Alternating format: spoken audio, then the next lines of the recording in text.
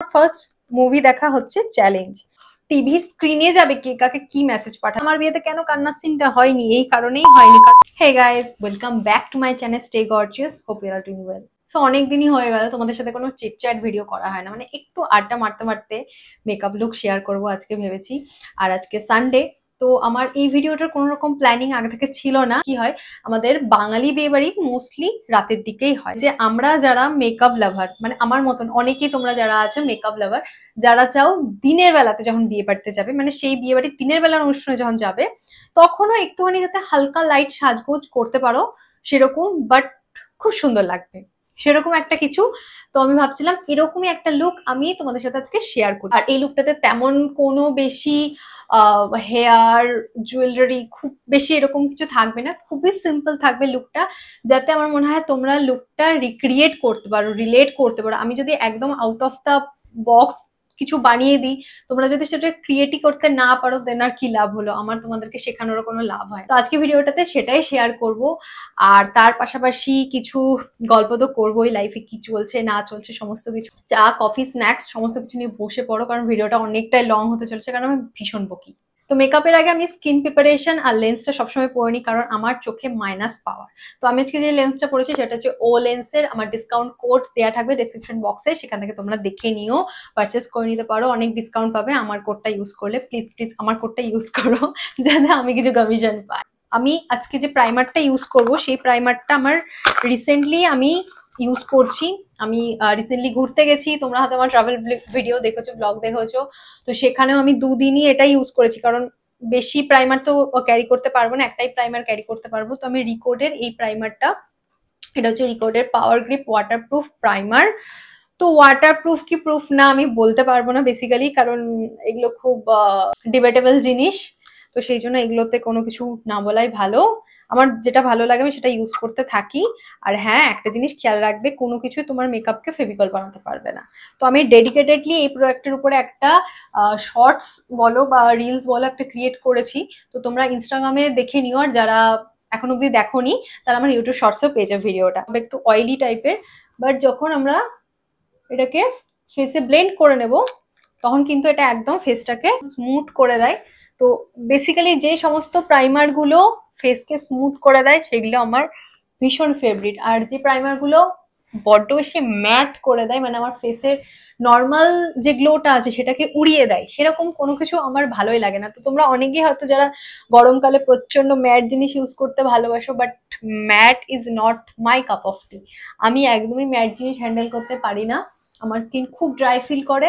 আর স্কিনের এই normal glow চলে যাওয়া ব্যাপারটাও আমার পার্সোনালি পছন্দ নয়। কালকেই একটা ব্লগ শুট করেছি আমি, কোনোদিনও এর আগে বাড়িতে ডেলি ব্লগ শুট করিনি, এটা ফার্স্ট টাইম। আর তার বড় একটা কারণ হচ্ছে যে আমার মা বাড়িতেই নেই, মা আছে ভেকেশনে। তো তার জন্য আমি নিজে সারাটা দিন কি করেছি, কিভাবে কাটিয়েছি, সেই সমস্ত কিছুই হচ্ছে আমি ব্লগটাতে শেয়ার করেছি। এর যে পাওয়ার গ্রিপ স্প্রেটা আছে সেই স্প্রেটাও আমি সেম স্টেপে ইউজ করি। আর এটাকে স্প্রেটাকে আমি মেকআপের পরে তো অবশ্যই ইউজ করি, বাট ফার্স্টেও ইউজ করি।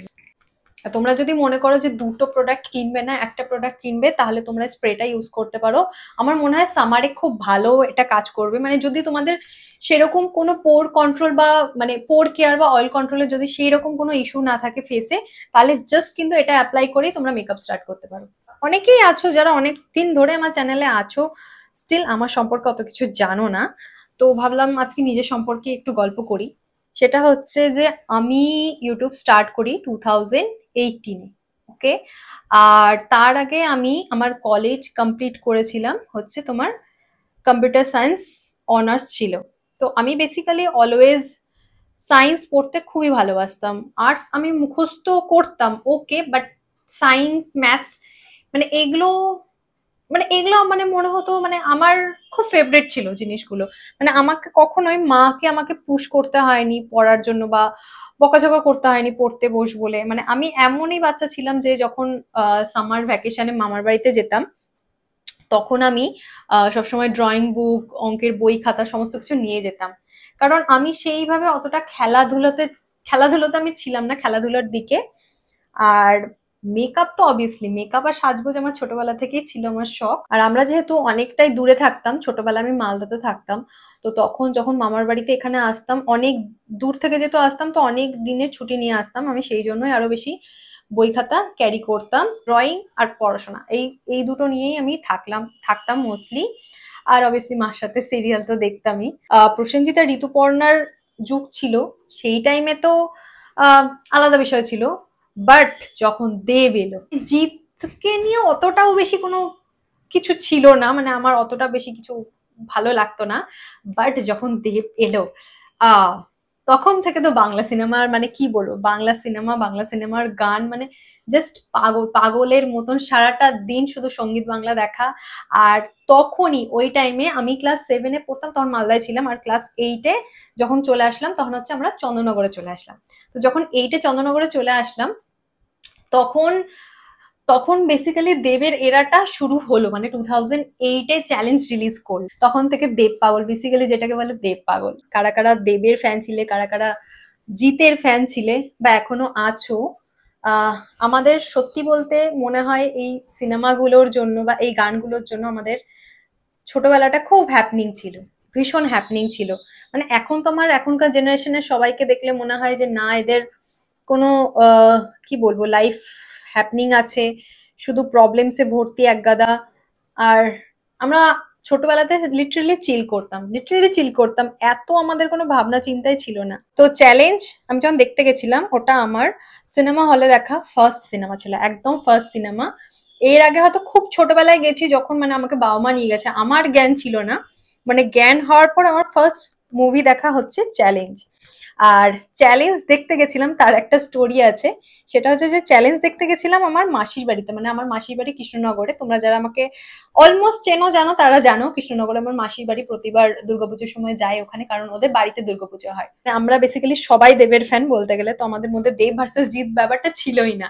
মানে আমি দেবের ফ্যান, শুভ দেবের ফ্যান, আমার প্রতিটা বোন সবাই দেবের ফ্যান। ঠিক আছে, তো আমাদের মধ্যে দেব ভার্সেস জিৎ করা ছিলই না। ছিল সঙ্গীতা বলে সিনেমা হলটা, এখনো আছে কিনা আমি জানি না। তো সেই সিনেমা হলে মানে যখন আমাদের পরীক্ষা হয়ে ফাইনাল পরীক্ষার পরে ছুটি হয়েছিল, মানে ওই যে ভ্যাকেশনের টাইমটা, ওই টাইমে কৃষ্ণনগরে মানে ওদের বাড়িতে যারাই যাচ্ছে ও তাদেরকেই চ্যালেঞ্জ দেখাতে নিয়ে যাচ্ছে। মানে ও নিজেই মানে 3-4 বার চ্যালেঞ্জ দেখতে গেছে এই নিয়ে। তো ও সবাইকে যেহেতু দেখাতে যাচ্ছে, তো আমিও বলেছিলাম দেখ আমাকেও, কিন্তু আমিও গেলে কিন্তু আমাকেও চ্যালেঞ্জ দেখাতে নিয়ে যাবে। তো ওখানে গিয়ে ফার্স্ট ফার্স্ট যখন আমি সিনেমা হলে দেখতে গেলাম সিনেমা, তাও বা দেবের সিনেমা, মানে ওটা একটা হোলসাম মোমেন্ট ছিল, হোলসাম এক্সপিরিয়েন্স ছিল। মানে এর আগে আমি কোনো দিনও দেখিনি, তো জানতাম না মানে কিরকম মজার লাগে। ভীষণ মজার লাগে, মানে বাড়িতে বসে সিনেমা দেখা আর সিনেমা হলে সিনেমা দেখার মধ্যে একটা আলাদাই তফাৎ থাকে। আর দেবের সিনেমা তখন মানে মিনিটে মিনিটে সিটি পড়ছে, প্রতিটা ডায়লগে গানগুলো, মানে গানগুলো তো তখন আমাদের সাউন্ড বক্স ছিল, তখন ওই কি বলবো ক্যাসেট ইউজ হতো। এখনকার জেনজি বাচ্চারা হয়তো জানেই না। তো তখন ক্যাসেট ইউজ হতো, তো সেটার ক্যাসেট কিনে সারাটা দিন সেই গানের নাচা, ওহ একটা আলাদাই ক্রেজ ছিল লিটারেলি। আর আমাদের মনে হয় আমরা যেহেতু সবকিছু ইজিলি পেতাম না, সেই জন্য আমাদের এই ক্রেজ ব্যাপারটা ছিল। এখনকার বাচ্চারা সবাই সবকিছু খুব ইজিলি পেয়ে যায়, ফোনে স্পটিফাইটা খুললেই ওরা গান শুনতে পেয়ে যাবে। আমাদের কাছে যে গান শুনতে পারাটা, ফেভারিট হিরোর বা ফেভারিট সিঙ্গারের গান শুনতে পারাটাই আমাদের একটা আলাদা স্ট্রাগল ছিল ওটার পিছনে। তো ক্লাস 8-এ পড়তেই চ্যালেঞ্জের পরে আই গেস পরাঞ্জয় জলিয়ারেও বেরিয়েছিল। তো তখন বেসিক্যালি কি হতো, শুধু দেবের সিনেমা বলে না, যে কোনো বাংলা সিনেমার গানগুলো তখন এতটাই ভালো হতো যে জাস্ট সঙ্গীত বাংলা চালিয়ে সব সময় বসে থাকতাম যে কখন ওই গানটা দেবে, নতুন গানটা দেবে। কারণ টিভি চালিয়ে বসে থাকা ছাড়া আমাদের কাছে আর কোনো রাস্তা ছিল না, ওই গানটা শুনতেই পাবো না। আর কি হতো, পড়ার ব্যাচে গিয়ে যদি জানতে পারতাম যে ই বাবা ও দেখে নিয়েছে এই গানটা, আমি এখন অব্দি দেখে উঠতে পারলাম না, তখন তো একটা আলাদাই রাগ উঠতো, না আমি কেন দেখিনি, বাড়ি গিয়েই আজকে দেখতে হবে, প্রথমেই দেখতে হবে, গিয়েই চালিয়ে বসে থাকতাম সঙ্গীত বাংলা। আর সঙ্গীত বাংলাতে একটা শো হতো, সেটা হচ্ছে হাওড়া ব্রিজ, যেটা করতো মোনালিসা। তো হাওড়া ব্রিজে আমরা কতবার যে চিঠি লিখেছি, সেই চিঠিগুলো আমাদের কোনোদিন পৌঁছায়নি। দেবকে প্রচুর, দেবকে এই ওই সেই দেব সম্পর্কে, মোনালিসাকে অনেক তেল মারা কথাবার্তা অনেক কিছু লিখেছি, কোনোদিন সেগুলো হাওড়া ব্রিজে পৌঁছায়নি। আর তার সাথে সাথে আরেকটা শো তখন হতো, তুমি যে আমার সামথিং এরকম কিছু একটা হতো, সেইখানে সবার ফোন নাম্বার দেখাতো, এ ওকে এই মেসেজ পাঠাচ্ছে, ওকে এই মেসেজ পাঠাচ্ছে, সেগুলো প্রাইভেট মেসেজ না, মানে সেগুলো টিভির স্ক্রিনে যাবে কে কাকে কি মেসেজ পাঠাচ্ছে, কে কাকে কি লেটার দিতে চাই। এখন ভাবলে ভীষণ ক্রিঞ্চ লাগে জিনিসগুলো, বাট তখন ওই টাইমে আমরা ওই জিনিসগুলোই খুব এনজয় করতাম, কে কাকে কি গান ডেডিকেট করতে চাই, আবার আন্দাজে লাগাতাম এর নাম এটা, এটা ও না তো, এটা সেই না তো, এরকম আন্দাজে লাগাতাম বসে বসে। আমি আর শুভ যেমন আমরা দুজনেই দেবের ফ্যান, বাট একটা জিনিসে আমাদের অমিল, সেটা হচ্ছে যে শুভর অলওয়েজ দেবকে শুভশ্রীর সাথে বেশি ভালো লাগে, বাট আমার কোনো দিন আজ অব্দি শুভশ্রীকে ভালো লাগেনি, কোনোদিন ভালো লাগেনি। একদম চ্যালেঞ্জ থেকে শুরু করে আজকে বাবলি ফাবলি যা রিলিজ করছে, আমার কোনোদিন ওকে ভালো লাগেনি। কোয়েলকে যাও বা ভালো লাগতো, কোয়েল পায়েলকে খুব একটা ভালো লাগতো না। আমার খুব ভালো লাগতো হচ্ছে শ্রাবন্তীকে আমার ভীষণ ভালো লাগতো, স্পেশালি অমানুষের টাইম থেকে ওর যেরকম ড্রেসিং সেন্স, তারপর সেদিন দেখা হয়েছিল সিনেমাটা যখন বেরিয়েছিল, তখন শ্রাবন্তীকে এতটা সুন্দর এতটা মিষ্টি লাগতো। আমার মনে হতো না যে টলিউডে আর মানে ওর থেকে বেশি সুন্দরী কেউ আছে। আর সেদিন দেখা হয়েছিল তো একটা স্টোরি আছে, সেটা হচ্ছে যে ওটা কোন সালে বেরিয়েছিল আমার খেয়াল নেই, 2009 বা 10-এ হবে। তো আমি আর শুভ তো এক ব্যাচে পড়তাম, তো সেই টাইমে শুভর আমার উপর ক্রাশ ছিল। ওকে, বাট আমি ওকে অতটা চিন্তা ফিনতাম না, মানে মোটামুটি ও আমার বলতে গেলে ফ্রেন্ডও ছিল না।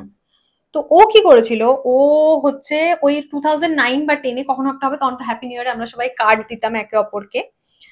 তো তখন ও সবার জন্য, সব ছেলেদের জন্য কিনেছিল দুই পৃথিবীর কার্ড। ওকে, দুই পৃথিবীর কার্ড কিনেছিল, আর আমার একার জন্য কিনেছিল সেদিন দেখা হয়েছিল ওর কার্ড। তো ও আমার সাথে কোনোদিনও সেইভাবে কথা বলার সাহস করে উঠতে পারেনি, সামনাসামনি কথা বলার, বাট ও আমাকে সেইবারে কার্ডে মানে এত সাহস ছিল ওর যে আমাকে হ্যাপি নিউ ইয়ার কার্ড দিয়েছিল, আর সেটাতে আবার হ্যাপি নিউ ইয়ার রিয়া লিখেছিল। তো সেই কার্ডটা অতি যত্নে এখনো আমি রেখে দিয়েছি।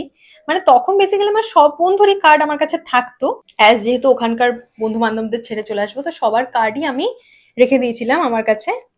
আর আমাদের রিলেশন স্টার্ট হয় 2011 থেকে, আফটার মাধ্যমিক, যখন এখানে আমি কল্যাণীতে চলে আসি। জাস্ট কয়েকদিন আগেই ট্রিপে গিয়ে আমার কাজিনদের সাথে জাস্ট আমাদের স্টোরিগুলো শেয়ার করছিলাম, কারণ অনেকদিন পর সবাই মিলে একসাথে হয়েছিলাম, আর তখনই জাস্ট এগুলো নিয়ে গল্প হচ্ছিল। তো আমাদের ছিল হচ্ছে 11-এ, আমরা যেহেতু আগে কথাবার্তা বলতাম না, ওর আমার উপর ক্রাশ ছিল, বাট নট দ্যাট যে একদম মানে খুব সিরিয়াস, সেরকম কিছু না, মানে ওই বয়সে যা হয় আর কি সেটা। তো আর আমি তো সেইভাবে ওর সাথে কথাও বলতাম না, আর অবভিয়াসলি ও বলতো না, কারণ ওর একটা একটা অ্যাটিটিউড ব্যাপার একটা ছিলই, তখনও ছিল, আজও আছে। মানে আমাকে তো ঝেলতে হয়। আমার মানে অন্য রিলেশনে হয়তো মানে সমস্ত ম্যারিড কাপলদের হয়তো বউদের অ্যাটিটিউড বরদের ঝেলতে হয়, আর আমার ক্ষেত্রে আমার বরের নাখরা আমাকে ঝেলতে হয় প্রচুর প্রচুর। তো তখনও ওরকমই ছিল, প্রচন্ড অ্যাটিটিউড, তো কথা বলতো না, আর বেসিক্যালি কারোর সাথেই সেইভাবে কথা বলে না, তখনও বলতো না, এখনো না। আর কি হয়েছিল আমাদের, যে যখন এখানে এসেছিলাম, তারপরে আমার একটা ফ্রেন্ডকে আমি জাস্ট টেক্সট করতে গেছিলাম, আমার ওই ফ্রেন্ডটাও আমাকে ফেসবুক খুলে দিয়েছিল, কারণ আমার তো তখন বাড়িতে কম্পিউটারও ছিল না, কিছু ছিল না, তো আমার ফ্রেন্ডটা আমাকে ফেসবুক খুলে দিয়েছিল। তো আমি ওকে টেক্সট করছিলাম, ওকে টেক্সট করতে গিয়ে সামহাউ, মানে আমি আজও জিনিসটা বুঝতে পারি না কি করে হয়, ওকে টেক্সট করতে গিয়ে মেসেজটা শুভর কাছে চলে যায়, আর দেন শুভ রিপ্লাই করে, দেন কথাবার্তা হয়, ও তুই হ্যাঁ কেমন আছিস, মানে যেমন হয় যে পুরনো বন্ধু হঠাৎ করে কথা হচ্ছে। তো ও যেটা বলে যে ওর বাড়িতে ওর ফোনটা ও চার্জ দিতে রেখে গেছিল, সেজন্য রিপ্লাই করেছিল। তো আদৌ কি হয়েছিল না হয়েছিল অত পুরনো কথা ওরও অত সেইভাবে মনে নেই। তো যাই হোক, এইভাবে মানে আমি ওকে ডাইরেক্ট টেক্সট করিনি, ও আমাকে করেনি, তো সেই যে আমাদের কথা বলা শুরু হলো, তারপরে চলতেই থাকলো। আমাদের বিয়ে হয় 2021-এ। তো 2011 থেকে 2021, 10 বছর। ওই 10 বছরে অনেক কিছু হয়। রিলেশন সবার মনে হয় বাইরে থেকে যে এতগুলো বছর কি করে করলি, মানে কোনো একটা ম্যাজিক ট্রিক আছে, সামথিং কিছু সিক্রেট, বাট বেসিক্যালি একদমই সেটা হয় না। অনেক আছে, অনেক কিছু আছে, দেয়ার ইজ এ লট। তো যদি কোনোদিনও আমি কোনোদিনও যদি শুভকে নিয়ে আসতে পারি চ্যানেলে, দেন সেই টাইমের আমাদের গল্প, বা ওই টাইমে ওর মানে ওর মধ্যে কি চলছিল ওর সাইডটা, সেগুলো তোমাদের সাথে শেয়ার করবো যদি কোনোদিন ও রাজি হয় আমার চ্যানেলে আসার জন্য। তাহলে আমরা 11-12 এর পুরো টাইমটাই আমরা লং ডিস্টেন্সে কাটাই, কারণ দুজনেই খুবই ছোট। দেখা করতে আসা আসা আমাদের দুজনের কারোর পক্ষে মিট করাটা পসিবল ছিল না, দুজনেই ছোট ছিলাম। আর তারপরে আফটার কলেজ লাইফ যখন ও এখানে দেখা করতে আসতো, তো বেসিক্যালি কি হয়েছিল যে আমাদের বাড়িতে তখনও জানে না, বাড়িতে তখন আমি বলিনি, বাড়িতে কিভাবে জেনেছিল সেটার একটা স্টোরি আছে বলবো। যখন কোভিড এর সিচুয়েশন আসলো না, তখনই মুশকিলটা হয়ে গেল যে সময় লকডাউন। আর প্রথম থেকে আমার না এমন একটা ছিল, মানে অন্তত সপ্তাহে একদিন হলেও দেখা করব, সপ্তাহে একদিন হলেও দেখা করব, এরকম একটা জিনিস ছিল।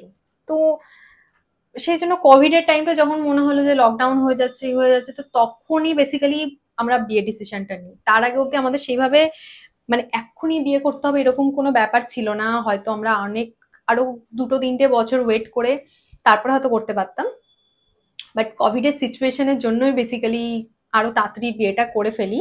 আর একটা জিনিস কি হয়েছিল যে আমার ডেট ফিক্স হয়েছিল, আমাদের ডেট, ও সরি, তার আগে আমি আমাদের একটু কেস খাওয়ার কথাটা বলে দিই, কিভাবে কেস খেয়েছিলাম।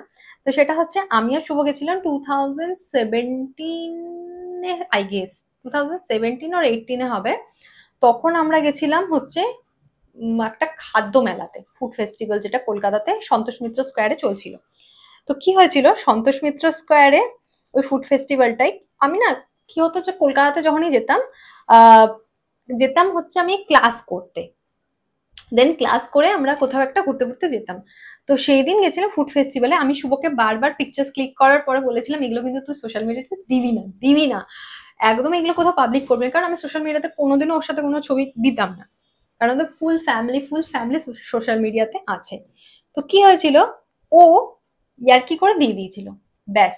ও যখন ওটা ইয়ার্কি করে ছবিগুলো দিয়ে দেয়, গড, তখনই আমার এক মাসি এটা দেখে ফেলে অ্যান্ড দেন আমাকে ফোন করে জিজ্ঞেস করে এটা কে, কি বৃত্তান্ত, এই ওই, আমার মাকেও বলে দেয়, বাজেভাবে কেস খায়। আর যেহেতু আমার সাথে ছোটবেলা থেকে পড়তো, তো মা ওকে আগে থেকেই চিনতো। তো যাই হোক, সেই টাইমটা একটা একটা গেছে, একটা সিচুয়েশন আই গেস। যারা তোমাদের লাভ ম্যারেজ, তোমরা হয়তো সবাই এই ফেজটা দিয়ে গেছো, যে টাইমটাই মনে হয় যে সিচুয়েশনটা বা রিলেশনশিপটা এমন একটা জায়গাতে আছে। ফ্যামিলি অলওয়েজ, আমাদের ইন্ডিয়ান ফ্যামিলি লাভ ম্যারেজ একদম ফার্স্টেই রাজি হয়ে যায় না, সবারই কিছু আপস এন্ড ডাউনস এর মধ্যে দিয়ে যেতে হয়। আবার কেউ কেউ লাকি হয় যাদের একদম প্রথমেই মেনে নেয়, তো আমি অতটা লাকি ছিলাম না। তো কিছু ইস্যুস তো হয়েই ছিল বাড়ি থেকে, but at the end of the day আমি যেটা চেয়েছিলাম সেটাই হয়েছিল। অ্যান্ড ওটা একটা অনেকটাই মানে বড় ব্যাপার, যারা তোমরা এখনো যারা রিলেশনে আছো বা বাড়িতে এখনো অব্দি বলোনি, ঠিক আছে, বাড়িতে এখনো অব্দি জানে না প্রেম করছো, তাদের সবারই একটা মনের মধ্যে থাকে যে বাড়িতে যখন বলবো মেনে নেবে তো, মেনে নেবে তো। তো ওই টাইমে আমাদের একটা আলাদাই ফিলিংস ছিল যখন বাড়ি থেকে আমাদের, দুই বাড়ি থেকে আমাদের মেনে নেয় সমস্ত কিছু। ফ্যামিলি থেকে যখন ফার্স্ট কথা হয়েছিল, তখন ফার্স্ট হচ্ছে বাবা আমার বাবা গিয়েছিলেন আমার বাপি বা শ্বশুর মশাই আমার ফাদার ইন ল এর সাথে দেখা করতে, আমার মা বাবা দুজনেই গেছিলেন। আর দেন সেখানে ফার্স্ট কথাবার্তা হয়, দেন তারপরে আস্তে আস্তে টাইম নিয়ে নিয়ে জিনিসগুলো এগোয়। আর কারোরই বলছি তো, বাড়ির থেকে আমাদের কারোরই অতটা তাড়া ছিল না, বাট মাঝখানে কোভিড চলে আসলো। তো কি হয়েছিল যে আমার ভাইয়ের তখন সামনে ছিল বোর্ড এক্সাম, এবারে ওর বোর্ড এক্সামও আটকে ছিল, কারণ কোভিড এর জন্য কোনো এক্সাম হচ্ছিল না। এবার অলরেডি যেহেতু একটা বছর ও মানে ভেবেই নিয়েছিল যে একটা বছর ও পুরোপুরি গ্যাপ দিয়ে পড়াশোনা করে দেন ও ইঞ্জিনিয়ারিং নিয়ে ভর্তি হবে। তো সেই হিসাবে আহ, ঠিক হয়েছিল আমাদের যে এমনভাবে একটা ডেট ফিক্স হয়েছিল, আমাদের 12 আগস্ট ডেট ফিক্স হয়েছিল বিয়ের, আমাদের বাড়িতেই হয়েছিল পার্টিপত্র আদান প্রদান।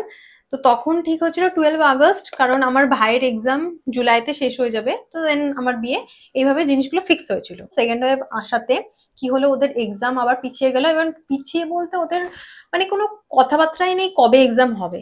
তো এবার আমার বিয়ের সময় এক্সাম ওর পড়বে, সেই জিনিসটা ওর জন্য বেশি প্রবলেমেটিক হবে, কারণ এমন তো পসিবল নয় না যে আমি বিয়েতে বসবো আমার মতন, ওর মতন পড়াশোনা করবে, পরীক্ষা দেবে, সেটা হয় না, কখনোই হয় না। যে যতটাই লাইফে ফোকাস থাকুক না কেন, বাড়ির নিজের লোকেদের, নিজের ফ্যামিলির অনুষ্ঠানে হয় না জিনিসটা। দেন আমরা ঠিক করি যে ওদের যখন ডেট, মানে এক্সামের ডেটই ঠিক হচ্ছে না, তাহলে আমরা আমাদের বিয়ের ডেটটাকে একটু প্রিপন্ড করে দিই।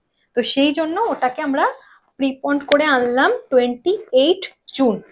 আর কি হলো যে সবারই হয় রিসেপশন একদিন গ্যাপ দিয়ে, কিন্তু যেহেতু 29 জুনে আমার রিসেপশন হয়েছিল, তার একটাই কারণ যে 3 জুন ছিল আমার দাদুর বার্ষিকী।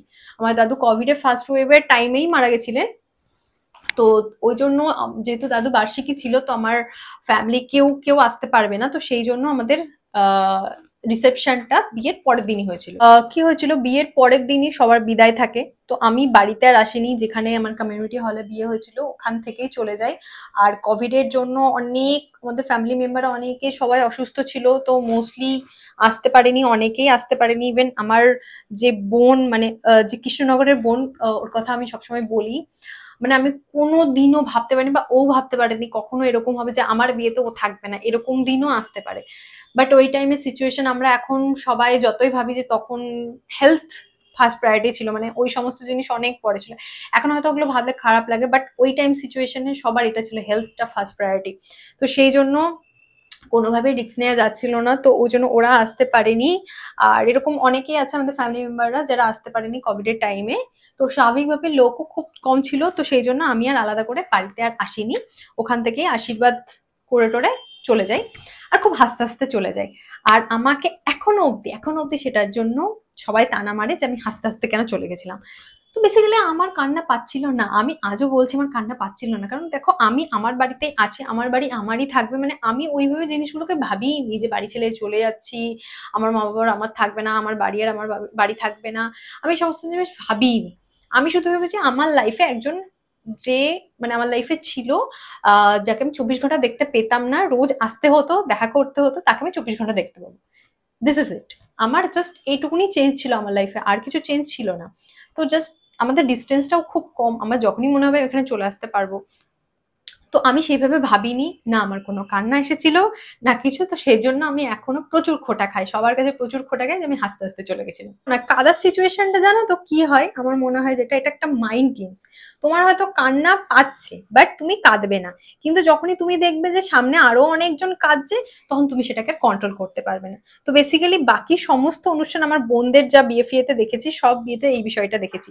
সেটা থেকে বুঝতে পারলাম যে আমার বিয়েতে কেন কান্নার সিনটা হয়নি, এই কারণেই হয়নি, কারণ লোক খুব কম ছিল। লোক কম ছিল, সেইভাবে ইমোশন বের করার মতন বা আসার মতন সেরকম কোনো ফিলিংস হয়নি, কারণ এত ফাস্ট হয়েছে সমস্ত কিছু। কারণ যেদিন আমার, মানে পরের দিন সকালে, মানে বিয়ের পরের দিন সকালে আমাকে গিয়ে ওখানে বউ ভাত করে দেন রিসেপশনের জন্য রেডি হতে পারে। আমি যেহেতু নিজেই নিজের বিয়ের মেকআপ আর্টিস্ট ছিলাম, তো আমি তো এই নায়িকা ডেলিভারি দিচ্ছে না, এ দিচ্ছে না, কি করব কি করব, মানে এই সমস্ত কিছুর মধ্যে আমি পড়েছিলাম। আর আমার বিয়ের দিন, সত্যি বলতে আমার বিয়ের দিন সবার হয়তো অনেক রকম ফিলিংস হয়, বাট আমার একটাই ফিলিংস ছিল, ফাইনালি আর এত দূর আর দেখা করতে ওকে আসতে হবে না। আমার এই একটাই ছিল বেসিক্যালি। সো গল্প করতে করতে বেস মেকআপ ডান। আর আমি বেস মেকআপ কমপ্লিট করেও এগেইন এই স্প্রেটা অ্যাপ্লাই করে নিচ্ছি রিকোডের। গ্ল্যাড যে তাদের সেই ধারণাগুলো একদম চুরমার হয়ে যে কোনো না কোনো একদিন তো অবশ্যই আসবে যখন এই নিয়মটা বন্ধ হবে না, কোনো রিলেশনে পাবে না মেন্টাল পিস।